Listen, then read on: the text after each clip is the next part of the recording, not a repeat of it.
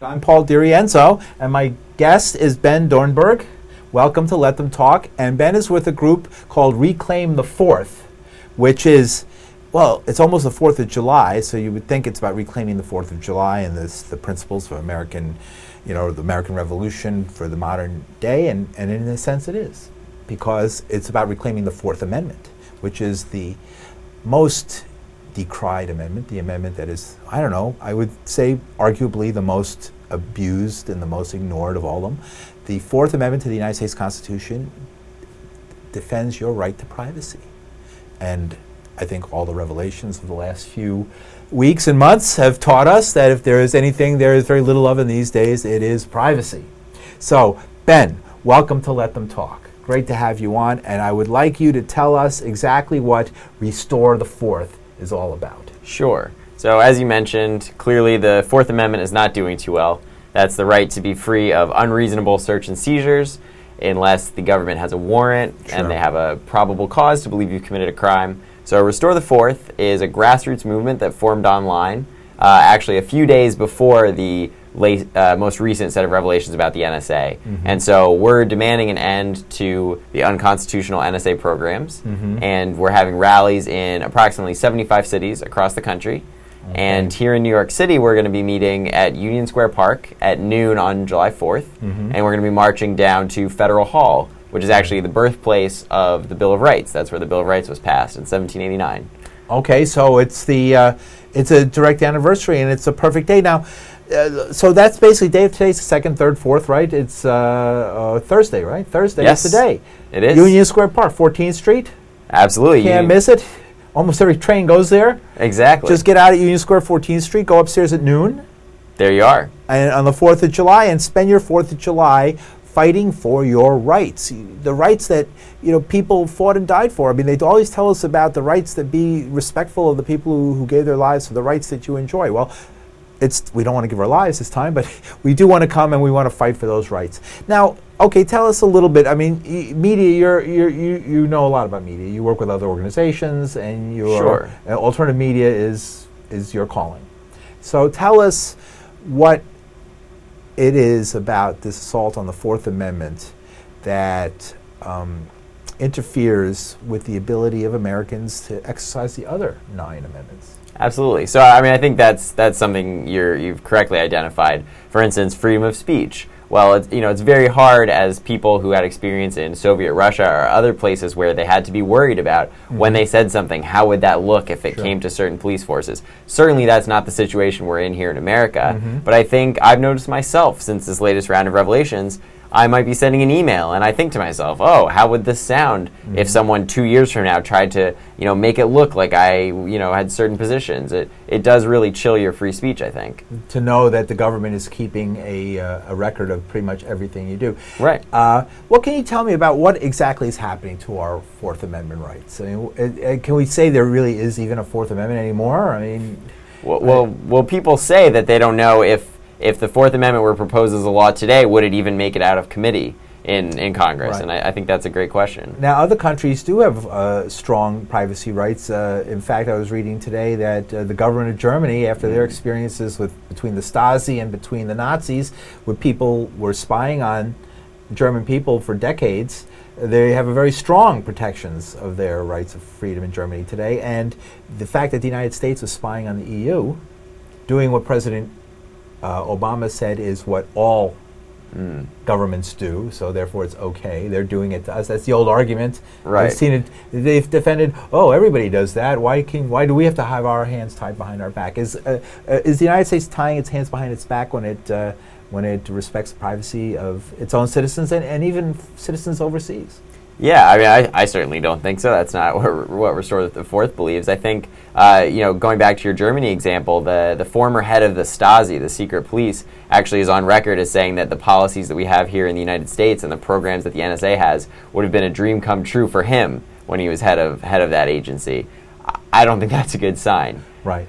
And what about the fact that, for example, there was the argument today I was reading in the Wall Street Journal, somebody said, if the government wants to nose around in my emails in order to make sure there's nothing going on there, I fully approve that. That's perfect. Okay, you have nothing. In other words, you have nothing to hide. Why should you worry? Sure. Well, first of all, I'll say if that columnist wants to mail all of their emails directly to the NSA, he or she's free to do that. But I think the real answer is that, you certainly could have a society that worked that way. You could have a society where, you went through metal detectors every time you walk out your front door.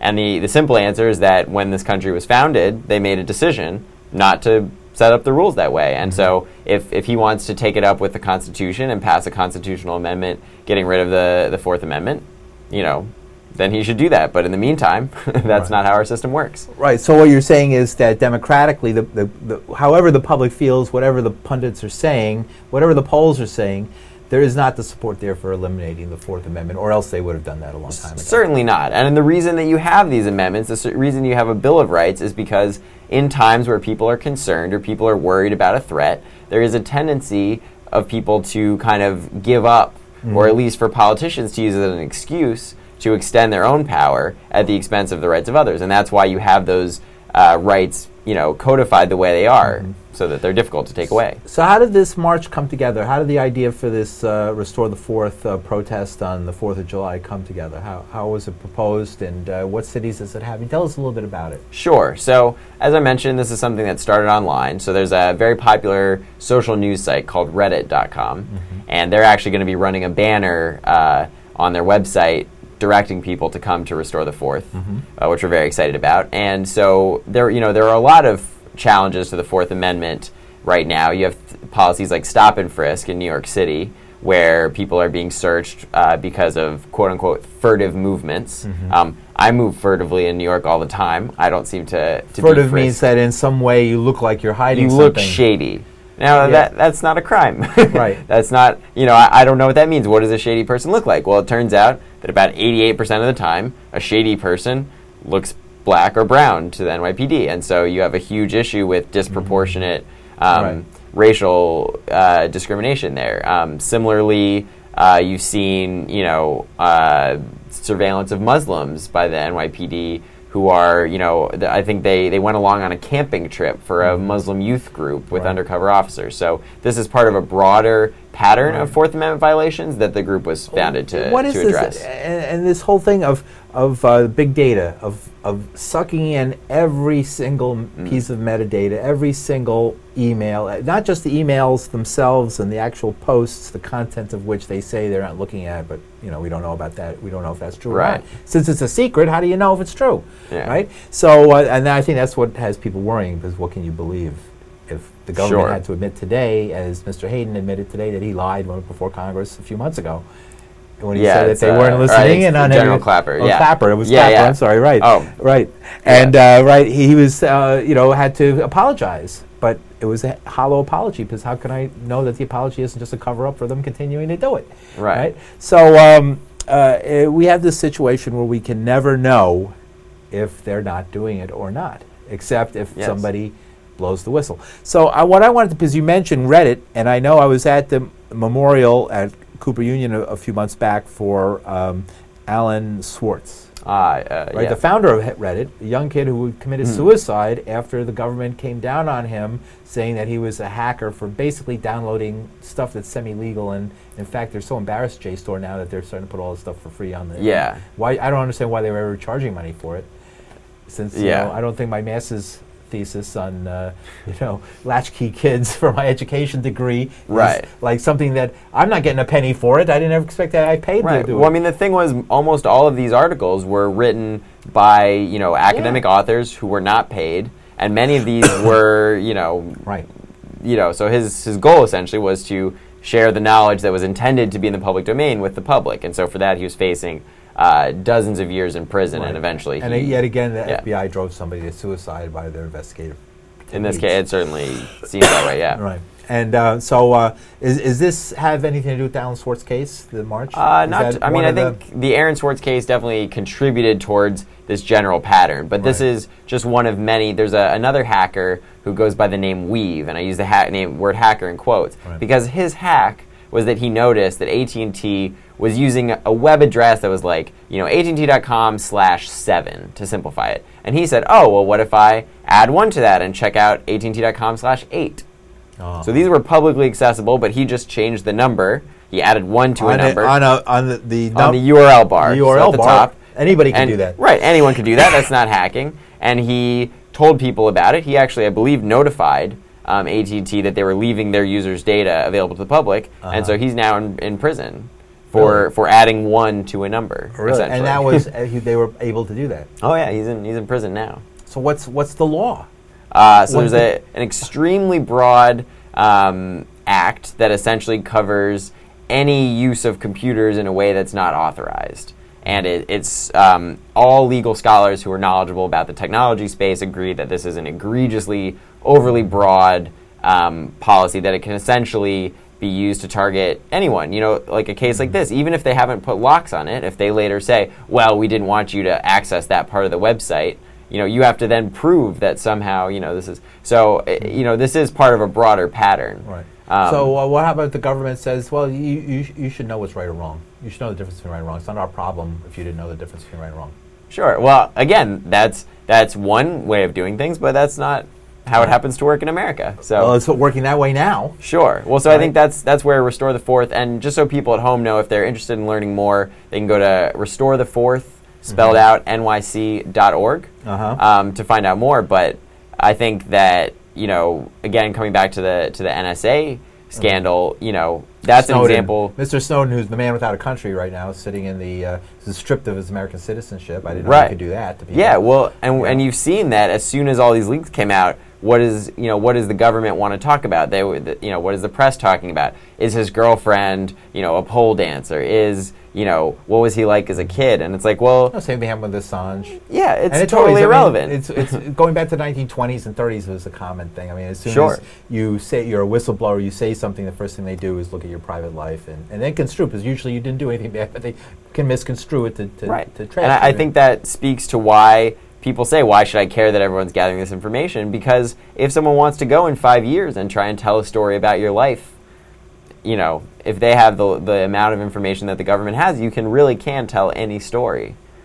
If you have 5 years of everyone's movements, who they talk to. So it's very dangerous. Well, what do you do? I mean, is computers your in your expertise in the sense of, I'm wondering if they can think up a algorithm, a computer formula to apply to data to find out, like, all the marijuana dealers, boom, like that. Trivial. I think that's one of the things that people don't understand. When the government says, oh, this is just metadata, so meaning it's information about who you called, if you have enough metadata, which they clearly have, you can draw out extraordinarily accurately, you know, your political beliefs, your religious beliefs. They can see that you're making a phone call from the same place as this other person at these times. So anyone who thinks that the fact that it's metadata is going to protect them, many experts say that metadata actually tells you a lot more than the content. For example, and I'm not no expert on computers, but to me it seems like you can get all the list of people who bought tickets to see every Grateful Dead concert, and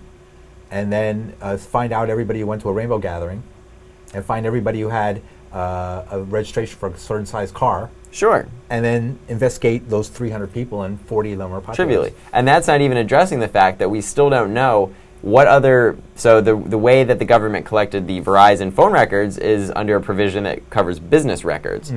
Are there business records requests going on for medical data, for banking records, for credit card transactions? We don't know. But I actually asked a question of another NSA whistleblower, Thomas Drake, and he said that what we've seen so far is only the tip of the iceberg.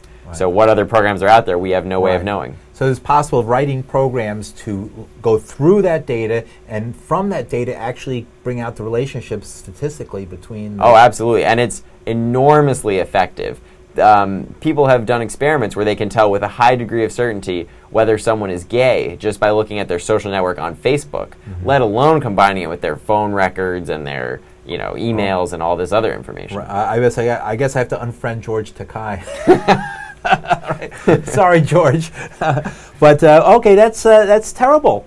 That's it's okay. This is all because of a handful of terrorism attacks against the United States. Yet, is it really possible to stop a committed terrorist attack by searching all this data? Or I would assume the people who wanted to do that would be much more careful. The ones they're catching and talking about catching are the ones Right. who are like the bozos who are just doing it on their own. Not the, okay, great, that's terrible. I'm glad they stopped those people, but it was like a handful of. And in the end, how do they stop them?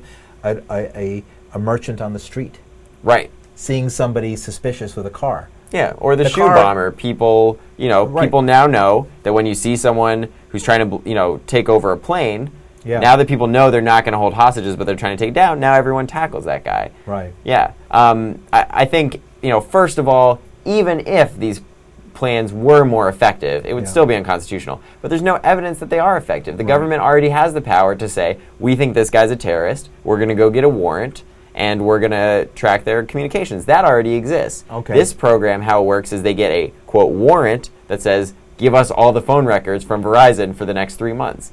That's not it. Ben, you're scaring the crap out of me now. Tell me now. Yeah. What are we going to do on July 4th to fight against this? Sure. So the first thing is, I think, a lot of people say, oh, well, I'm upset about this, but what am I actually going to do about it? Well, we're doing something about it. It's called Restore the Fourth. And how it works is you show up and you see the other people that show up. And so you start to build relationships and networks and you talk to each other and figure out a plan going forward. Because even if we had, 20 million people turn out on July 4th, which we're not going to have, one day of protest is not going to accomplish this. This is going to be a process. And so we're starting to build that. But I think it's also very important to demonstrate to politicians and to the public that this is an issue that people really do care about. And like you said, it's scary, and it should be scary, but the answer is not to give up. The answer is restorethefourth.net.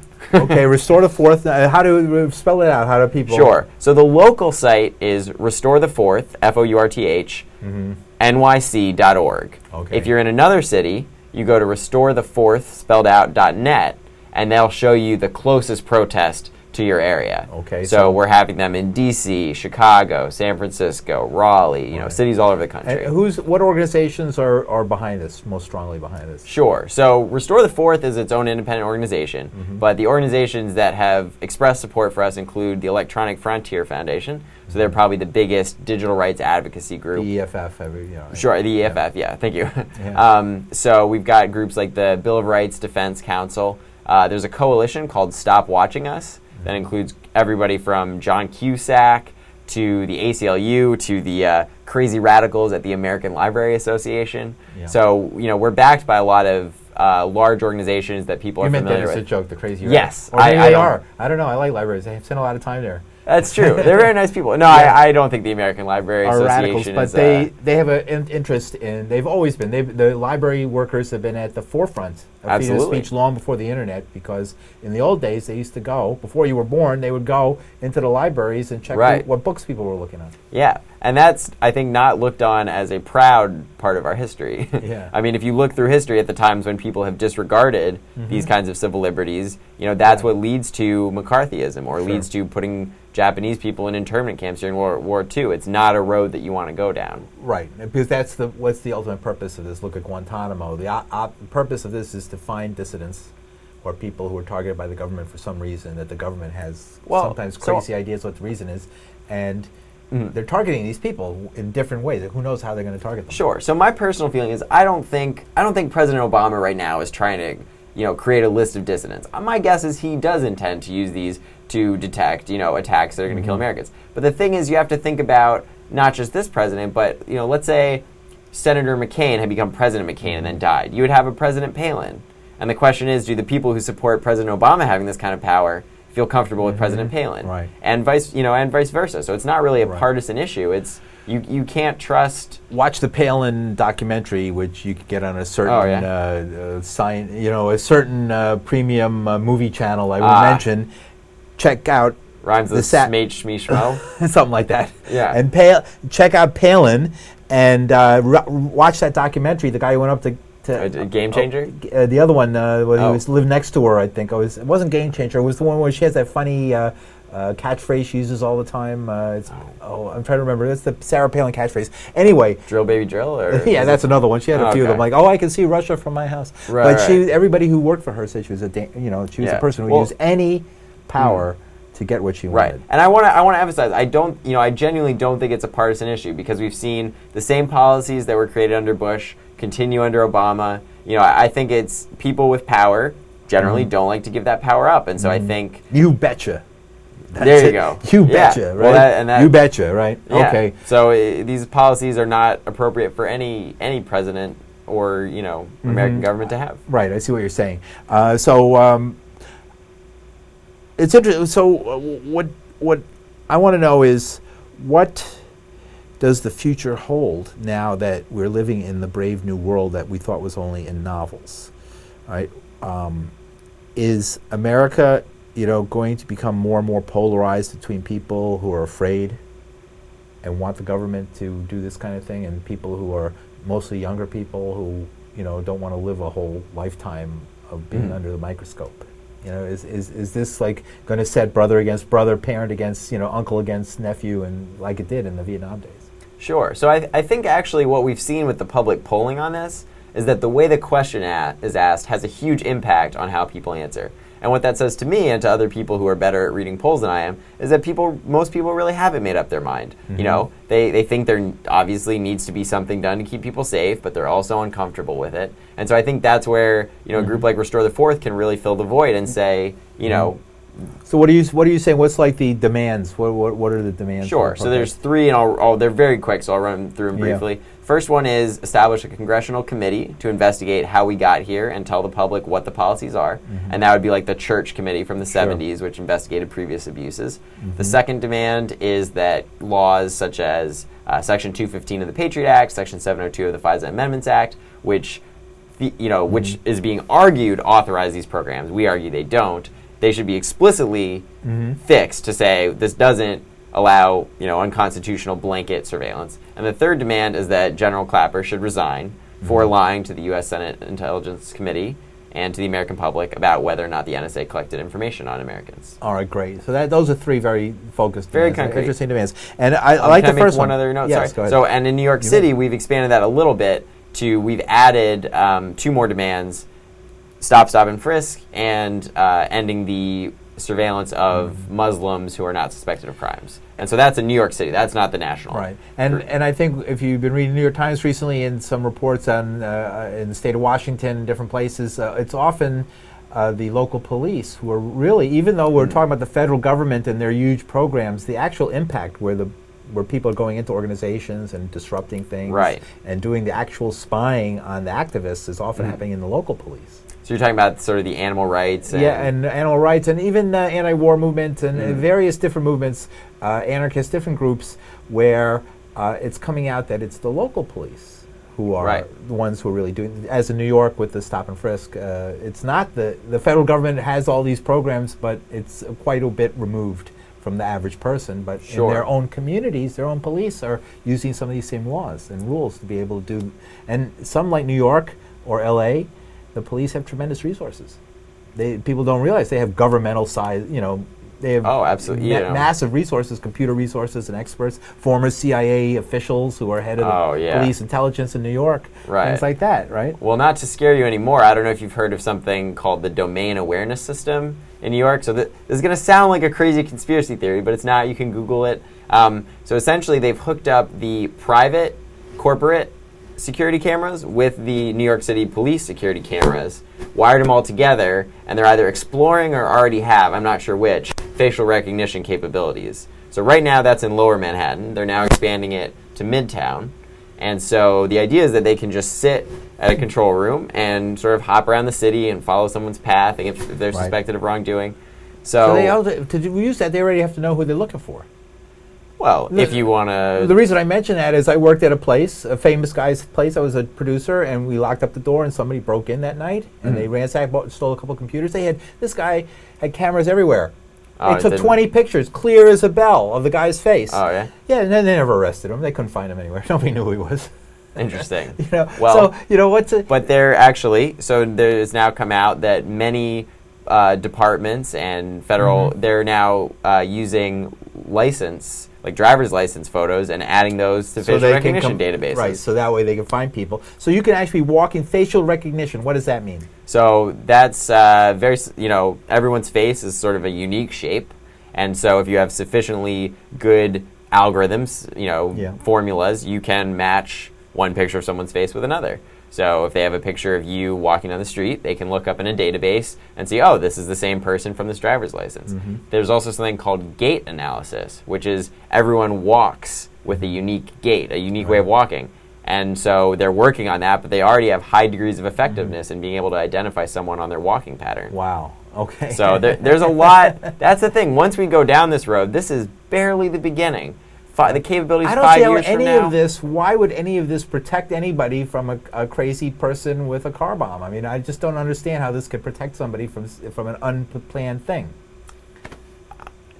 I agree with you. A lot of security All right, well, and civil anyway, liberties experts agree with you. Tell us about the event. We have 2 more minutes. Sure. So basically, it's going to be, as I said, it's a nonpartisan event. It's going to be very family-friendly. There's no sort of confrontational things planned at all. People should feel free to come out and bring their family. So if you're a Tea Party person or the SWP person or whatever, you can come and march together because you're all concerned. If you agree with us on this issue, honestly, no offense, we couldn't care less what your views are on other issues. And it's going to be, I think, really powerful to march to the birthplace of the Bill of Rights. Okay, so the 4th. It's going to be on the 4th. It's going to be start at noon at Union Square in Lower Manhattan, in Manhattan, 14th Street, Union Square, and then you're going to march to Federal Hall, where the actual Bill of Rights was signed 200 and some odd years ago. Exactly. Right? Okay. And if I were a better guest, I would know exactly how many years, but I don't. Right. Well, you are a very good guest. Don't worry about it. You're an excellent guest. And I could tell you this. I believe, was it Morris who wrote the Bill of Rights? Madison? Yeah, was Madison wrote the Bill of Rights and Morris wrote the Constitution. So anyway, we only have half a minute, so we won't go into that. All right. Now it's this history test, okay? Yeah. We'll get down to the history of America. Tough. We should all know this stuff. And it's being stolen from us because we never took the time to learn about it. I think that it is being stolen from us, but we can take it back, and that's why I'd encourage people, restorethefourthnyc.org. If this is something that bothers you, and I think it should, join us. All right, great. We'll take it back. Ben, this is really cool. I'm glad you're doing this work. 15 seconds, last word to the audience. We'll see you on the 4th of July. All right, okay. The most patriotic thing you can do. All right, great. Although I heard a lot of people refuse to sign the Bill of Rights when it's put to them in a parking lot because they said it was... too radical? Too radical, yeah. Oh, boy. Yeah, we'll hope to see you all there. All right.